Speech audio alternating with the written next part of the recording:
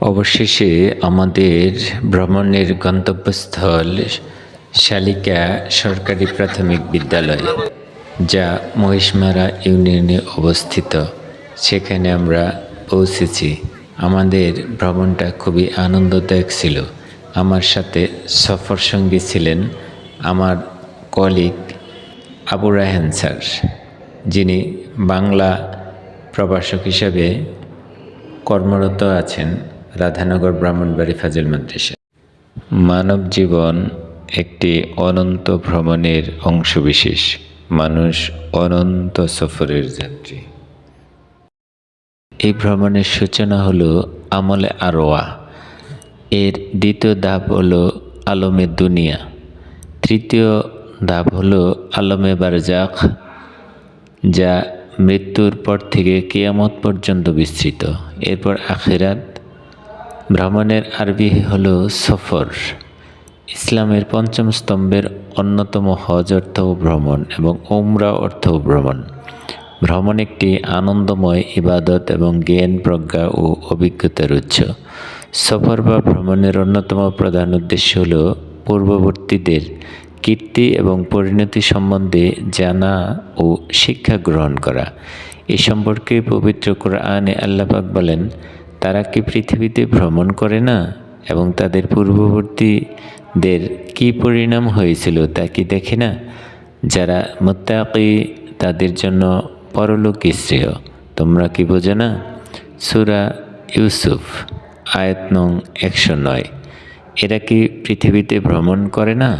করলে দেখতে এদের পূর্ববর্তীদের পরিণাম কি হয়েছিল। পৃথিবীতে তারা ছিল এদের অপেক্ষা শক্তি ও কীর্তিতে প্রবলতর। অতঃপর আল্লাহ তাহাদিউকে শাস্তি দিয়েছিলেন তাদের অপরাধের জন্য, এবং আল্লাহর শাস্তি হতে তাহাদিউকে রক্ষা করার কেহ ছিল না। সূরা মুমিন আয়াত 21। তারা কি পৃথিবীতে ভ্রমণ করে না ও দেখে না তাদের পূর্ববর্তীদের কি পরিণাম হয়েছিল? পৃথিবীতে তারা ছিল এদের অপেক্ষা সংখ্যায় অধিক এবং শক্তিতে কীর্তিতে অধিক প্রবল। তারা যা করত তা তাদের কোনো কাজে আসেনি। সূরা মুমিন আয়াত 82। ভ্রমণ বা সফরের বিশেষ উদ্দেশ্য হল আল্লাহ তাআলার সৃষ্টির রহস্য অবলোকন করে জ্ঞানার্জন করা এবং তার কুদরত এবং শক্তির প্রতি অনুগত হওয়া। এ বিষয়ে পবিত্র কোরআনের নির্দেশনা রয়েছে। তারা দেশ ভ্রমণ করে না, তাহলে তারা জ্ঞান বুদ্ধি সম্পন্ন এবং শ্রুতি শক্তি সম্পন্ন হতে পারত। বস্তুত চক্ষু তো অন্ধ নয়, এবং বরং অন্ধ হচ্ছে হৃদয়। সূরা হাজ আয়াত 46। বলো, তোমরা পৃথিবীতে পরিভ্রমণ করো এবং অনুধাবন করো কিভাবে তিনি সৃষ্টির সূচনা করেছেন, অতঃপর আল্লাহ সৃজন করবেন পরবর্তী সৃষ্টি। আল্লাহ তো সর্ববিষয়ে সর্বশক্তিমান। সূরা আনকাবুত আয়াত 20। যাতায়াত ব্যবস্থা, রাস্তাঘাট, যানবাহন পরিবহন আল্লাহর কুদরতেরই অংশ এবং তা ভ্রমণেরও নিমিত্তে। কোরআনের ভাষায় তাদের ও যেসব জনপদের প্রতি আমি অনুগ্রহ করেছিলাম সেগুলো মধ্যবর্তী স্থানে বহু জনপদ স্থাপন করেছিলাম এবং এইসব জনপদে ভ্রমণের যথাযথ ব্যবস্থা করেছিলাম এবং তাহাদেরকে বলেছিলাম, তোমরা এসব জনপদে নিরাপদে ভ্রমণ করো দিবস ও রজনীতে। সূরা সাবা আয়াত 18। ইসলামী আইনবিদদের মতে সব মুসলমানদের জন্য আল্লাহর নির্দেশ পালনার্থে সামর্থ্য অনুযায়ী সফর করা এবং ভ্রমণ করা কর্তব্য।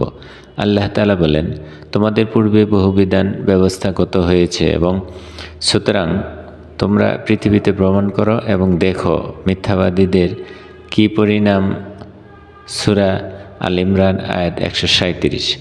বলো, তোমরা পৃথিবীতে পরিভ্রমণ করো অথবা দেখো যারা সত্যকে অস্বীকার করেছে তাদের পরিণাম কী হয়েছে। সূরা আনআম আয়াত 11। সুতরাং পৃথিবীতে পরিভ্রমণ করো এবং দেখো যারা সত্যকে মিথ্যা বলেছে তাদের পরিণাম কী হয়েছে। সূরা নাহল আয়াত 36।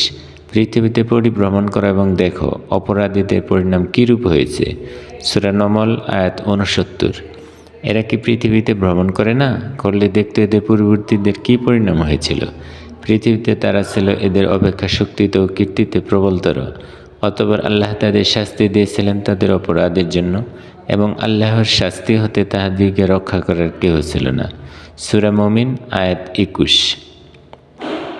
তোমরা পৃথিবীতে পরিভ্রমণ করো এবং দেখো তোমাদের পূর্ববর্তীদের পরিণাম কি হয়েছে। তাদের অধিকাংশ ছিল মুশরিক। সূরা রুম আয়াত 42। শীত, বসন্ত, গ্রীষ্মকাল ভ্রমণের আদর্শ সময়। কোরআনের বর্ণনায় কুরাইশদের অনুরাগ, তাদের আসক্তি শীতকালীন ও গ্রীষ্মকালীন ভ্রমণ। সুতরাং তাদের উচিত এই কাবা ঘরের প্রভুর ইবাদত করা, যিনি ক্ষুধায় তাদের অন্ন দিয়েছেন, ভয়ে দিয়েছেন নিরাপত্তা। সূরা কুরাইশ আয়াত 104। যেহেতু সফর একটি বিধিবদ্ধ ইবাদত, তাই সফরের রয়েছে বিশেষ কিছু বিধিবিধান। ইসলামী শরীয়তের ফিকহ পরিভাষায় সফর বলা হয় আপন বাসস্থান থেকে বা কর্মসংস্থান থেকে, কর্মস্থল থেকে 48 মাইল বা 70 কিলোমিটার দূরত্বে যাওয়ার উদ্দেশ্যে মহল্লা বা গ্রাম থেকে বের হওয়া। গন্তব্যে পৌঁছার আগ পর্যন্ত সফর অবস্থা বহাল থাকে। সফর বা ভ্রমণকারীকে মুসাফির বলা হয়। গন্তব্য যদি নিজ বাড়ি বা কর্মক্ষেত্রে হয় তবে সেখানে পৌঁছার পর আর মুসাফির থাকবে না, আর